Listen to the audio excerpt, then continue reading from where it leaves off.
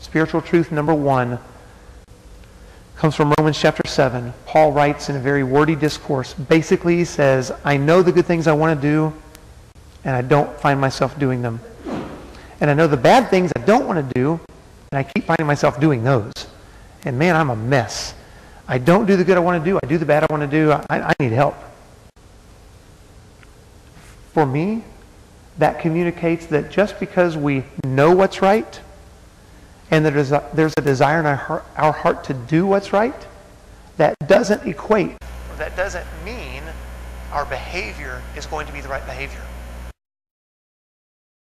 Number 2, from Proverbs 27:7, basically says to the person who is hungry, even that which is sweet really doesn't taste very good.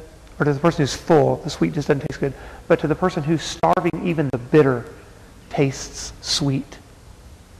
What that communicates to me, when we're in a position where we hurt, when we're in pain, we're likely to do things that we know are not good, or that at another point in our life, at another moment in time, we wouldn't do them. But because of the pain we're in at the moment, we may engage in that behavior or turn to that just in a desperate attempt to get some relief from the pain that we're in. Proverbs 7:21-23. This story this picture is painted of a young man, and he's walking down the street, and this adulterous woman comes up to him, and she says, hey, we can go to my house right now. My room is all clean. My bedroom smells good. I've got nice flowers laid out on my bed. My husband is gone, and he won't be back for a while. Come and have sex with me. And it says, as a bird going to a snare, the end is death. Some things may seem like a really good idea. That's going to be a lot of fun. That's going to feel great. This is going to make me look so good. This is going to make me very accepted. It may seem that way, but ultimately the end is a lot of hurt and a lot of remorse, and is very bad for us.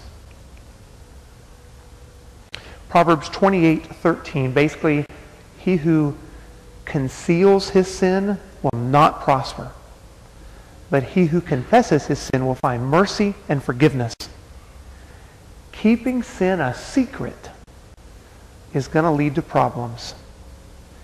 If we're struggling and we're trying to keep it covered, keep it hidden, pretend it's not there, can almost rest assured, just the spiritual truth of the fact, can rest assured we're going to continue to not prosper, going to continue to have problems. Things are not going to go right until we get this out in the open. And lastly, Psalm 40, the first 3 verses. Basically, I was in this pit, this mud, this mire. And God took me out of that pit, and he cleaned me up. And he set me up on this rock. He gave me a new place to stand, put a new song in my mouth, a hymn of praise I'll sing to God. God can totally change your life. God is a God who can take the worst of a mess and totally change it and put us in a completely different position. I hope that you understand the beauty of the God we serve is that he can take a wreck and make it something beautiful. And he can cause good to come from any situation. The spiritual truth, God can and will change your life if you allow him to. I hope what we've talked about in the last several sessions has been helpful. I hope it's encouraging.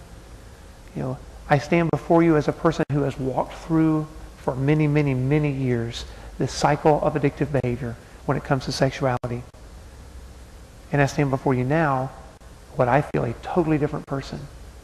Not because of anything I've done, but because of God's amazing power to transform a mind, to change a life, and to set us free from the bondage of sin. And if you're struggling, whether you're 12, 18, or 70, if you're struggling, God can do the same work in your life if you allow him to. My encouragement is that you don't try to do it yourself. I have never met a single person who is able to defeat this on their own. It takes surrender. It takes relationship. It takes support. And it takes time and a lot of hard work. But the payoff is tremendous. I would not make a conscious choice to go back to my previous life for anything. God is amazing, and I'm grateful every day for his grace.